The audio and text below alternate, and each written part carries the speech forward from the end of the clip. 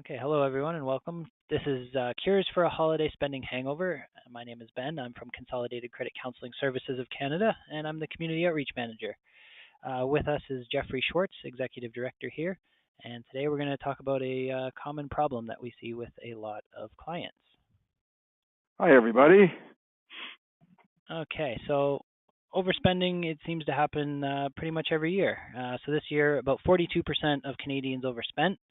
As we can see here, the average amount across Canada was about $530. So what that means to me is that many Canadians had a budget and they budgeted to spend, X amount of dollars, but they actually spent much more than that. So where did this extra money come from? Well, most likely it came from some sort of debt or a credit card or something like that. Some even plan to go into debt to finance their holiday spending. So essentially, they've partied too hard and they have a spending hangover that's going to last well into January, maybe even beyond. So what can they do? Well, the first thing is, stop spending. Stop using credit. Put the plastic away. Maybe use cash for now. The frozen balances are going to be much easier to manage than ones that continue to grow or be added to. So like with any hangover, you need to stop what you're doing in order to feel better. So, if I have too many celebratory drinks during the holiday festivities, the morning after I'm going to feel terrible. So I'm probably going to cut back on drinking, at least for a few days anyway. Same goes if I eat too much candy and chocolate during a week of festive dinners with family and friends. I'm probably not going to feel too well after that. So, maybe I'll start eating healthier, maybe going to the gym or exercising, and maybe I'll start feeling better in the new year. But with credit, with debt, time after time, we keep seeing people taking the hair of the dog approach to their holiday spending hangovers. They fall deep into debt. They use those credit cards a little too much when they're doing their holiday shopping, and instead of cutting out credit cold turkey, they take more debt as a stopgap solution. Almost like having a Bloody Mary or a Caesar on Boxing Day. So your bank accounts, the credit card debt levels, those aren't going to change for the better unless you do. So it won't take any extreme measures, not going to take any overly detailed planning. But today we're going to talk about some smart ways to start small, and you can start making a big difference. So now I'll turn it over to Jeff, who's going to talk about how you can make a plan for this. Yeah, thanks, Ben. Like any great holiday party, if you don't start cleaning up the night before, there's going to be a big mess in the morning. And to be quite honest, nobody likes cleaning up the mess after a party, and having a hangover just makes it absolutely worse if you're going to wait till the next day. Holiday debt can quickly become uncomfortable messes too, so we should take some time to look at ways to clean them up. We want to start by looking at where you spent your money. In today's digital age, that's really never been easier. Start by looking at your mobile banking app. The expense tracking and budgeting software found in your pocket or purse has already done the work for you. Or you could head to your bank's website and log into your online banking and print out a specific date range of expenses, and then that's going to tell you where you spent your money. Or worst comes to worst, just go to a bank and ask a teller to print out copies for your statements. And some of the things that you want to look at are, well, how much did you spend on groceries in December? Or how much did you spend on decorations at the dollar store in November? Which gift cost you the most? What store was it at, and who was it for? A big reason why you need to start planning is so that you can see how much debt you have in dollars and cents, as well as where it came from. Then you'll be ready to set a smart goal. Now, by the way, paying off my holiday debt is not a smart goal. Getting specific and coming up with realistic numbers and timeframes will help you ditch this hangover now and in the future. So instead of trying to pay off my holiday debt, why not write down a smart goal? Try something along the lines of put an extra $50 on top of my Visa card's minimum payment this month with the money that I saved from not going out to all sorts of different types of entertainment. Now, can you afford that extra $50? If you found yourself with an outstanding debt from this year's holiday spending, then there's a good chance you don't even know. But don't worry. In this case, a budget can really be your best friend. So I'm going to throw it back to Ben to talk about putting a budget together. Perfect. Thanks, Jeff. That really is, kind of the first step in any sort of financial situation is making a bet or making a budget. Sorry. So a common mistake we see is people trying to use last year's budget almost as a future planning tool for next year. So if that might be you, ask yourself when it comes to holiday spending, how did that plan go last year? If it went well, great. If it didn't go so well and you had a holiday spending hangover last year, then you're going to have to change this year. So if it didn't go well, or if like many other people, you never had a plan to begin with, that's a good sign. And now you can start from zero. Don't worry about not having a budget or not having the tools. First, use our budgeting tools to figure out your monthly expenses. So here we see, a quick breakdown. And I mean, these aren't hard and fast rules. This pie chart here is really more just of a guide. Do you find yourself within these sort of ranges?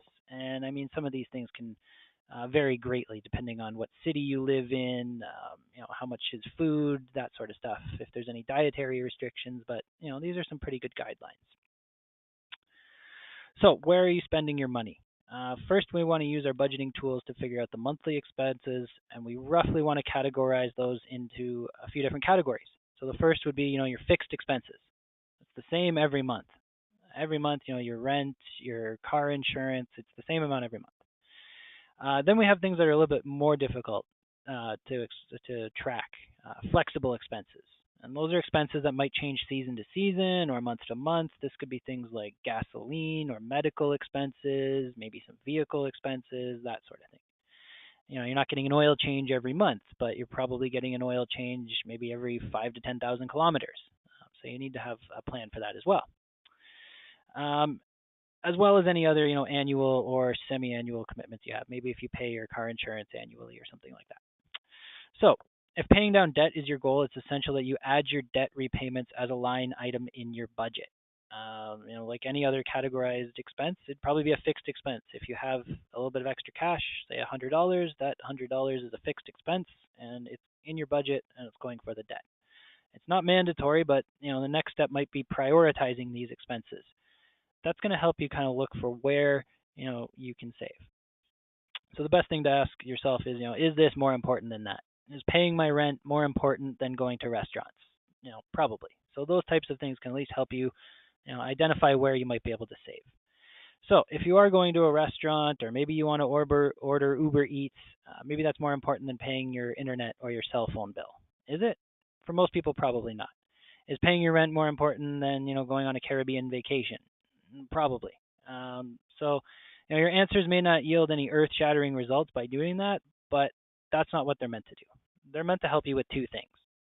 One, you understand where your money's going, and two, they help you understand how much of your money is going where. So you can find out things like how much do you spend each month on discretionary expenses? How much do I spend on entertainment? How much do I spend on restaurants? What did I spend on takeout food? How much are we paying for TV, internet, cell phone, that sort of stuff. So now you can see where your money is going, and you can see where you can start to save.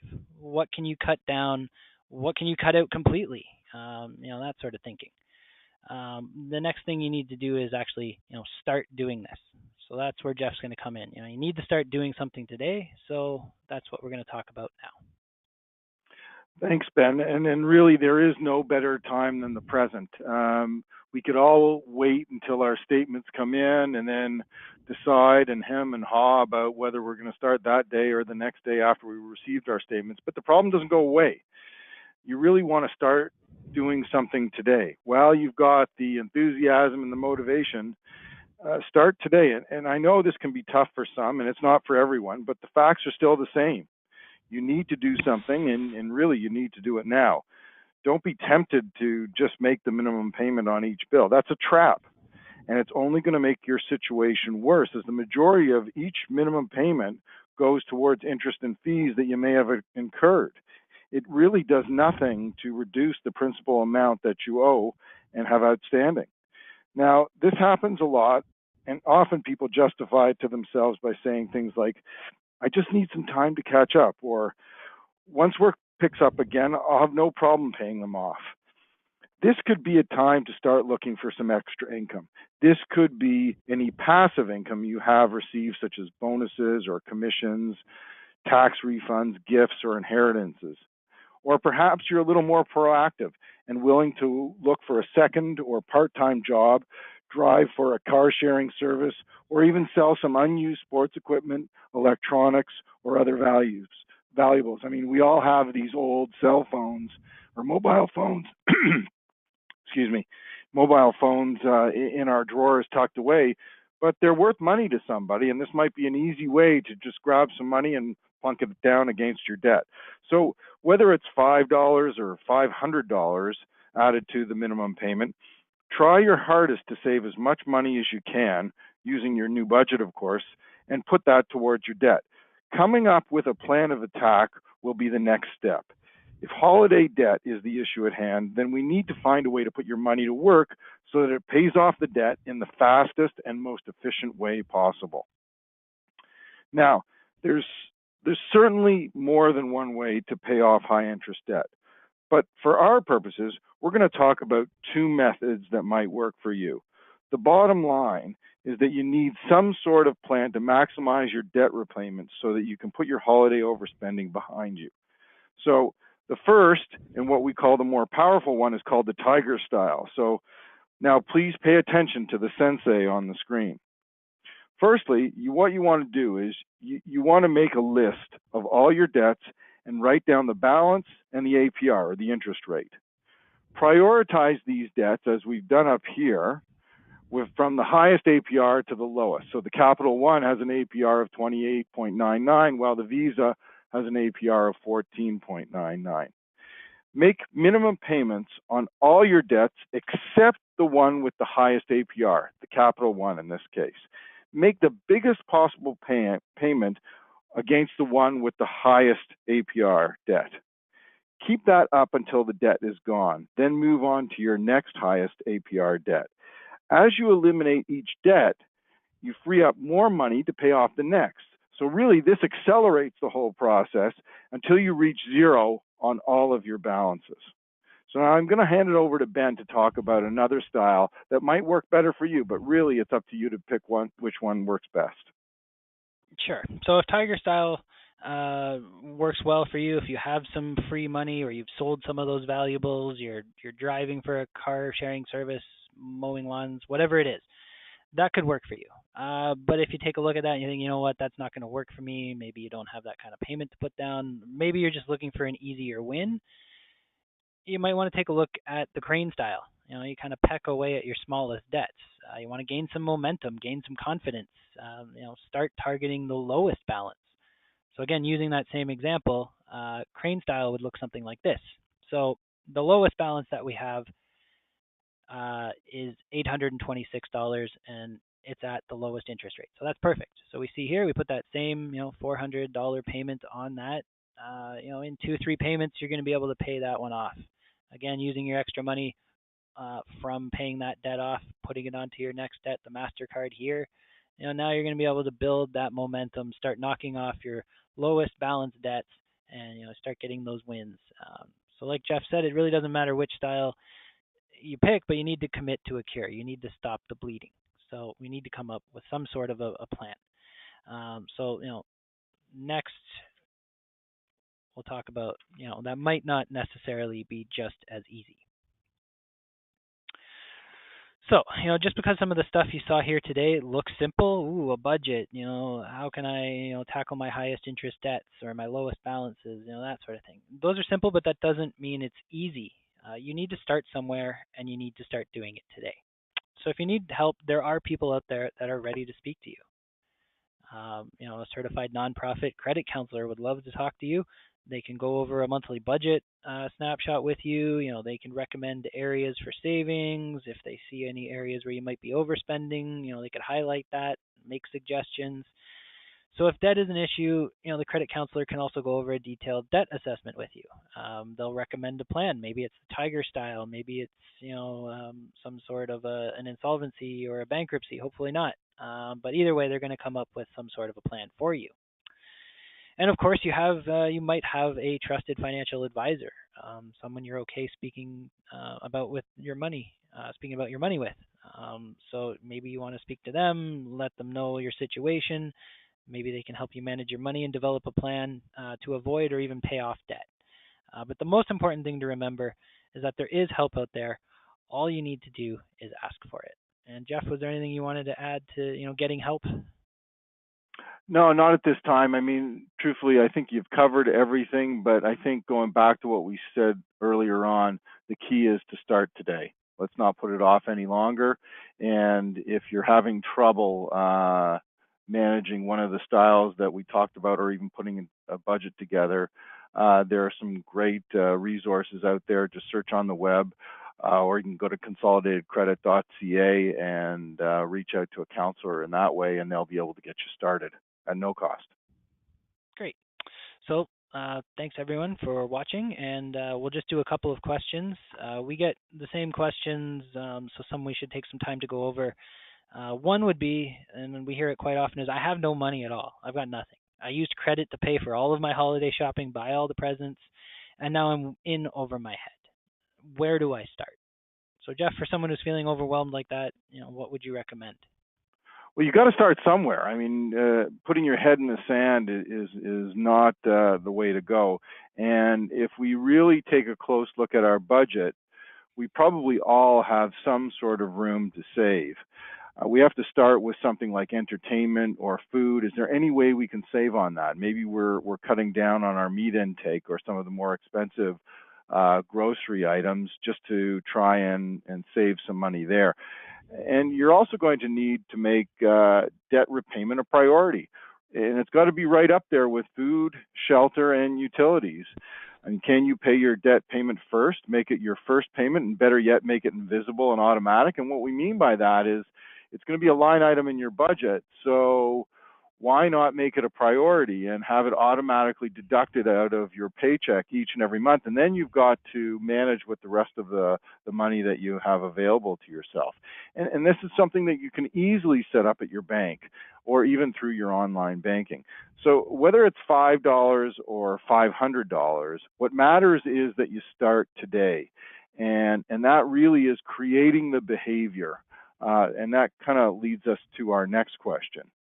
Sure. And this is a question I get a lot when I'm out doing my workshops and seminars. And it's, should I save money or should I pay off my debt? What should be my priority? Jeff? So the answer there is really yes, Ben. And you want to do both if you can, but let me elaborate on it. Many people go into debt because they have no emergency savings, and this is a big one. Life is going to happen. Regardless of what's going on, good, bad, or indifferent, life is still going to happen, and it can be expensive when it does. You're going to have something happen that's unexpected, but if you've built up some sort of emergency savings before the emergency, then you're not going to have to finance it with your home or anything else. You're not going to have to go in further into debt to pay off that car repair or that emergency leak in the roof or that medical issue. You're not going to have to pay it off with a credit card or a loan because you've built up some sort of emergency savings. So in effect, that's going to prevent you from going into debt. So it is important to actually do both, to pay off debt and put a little bit aside for some emergency savings further down the road. Great. Well, if you had any other questions, feel free to connect with us. Thanks for watching. You can catch us on Facebook or tweet us on Twitter. You can also contact us at the number below or send an email to that email address. Or like Jeff said, you can head over to consolidatedcredit.ca. We've got a lot of great free resources in the Debt Learning Center there. So take some time there. If you need help coming up with a budget or figuring out a plan for your situation, please give us a call, speak to a nonprofit credit counselor. And like we said, there's no cost for any of that. So that's all for now. Thank you for joining us and have a great rest of your day.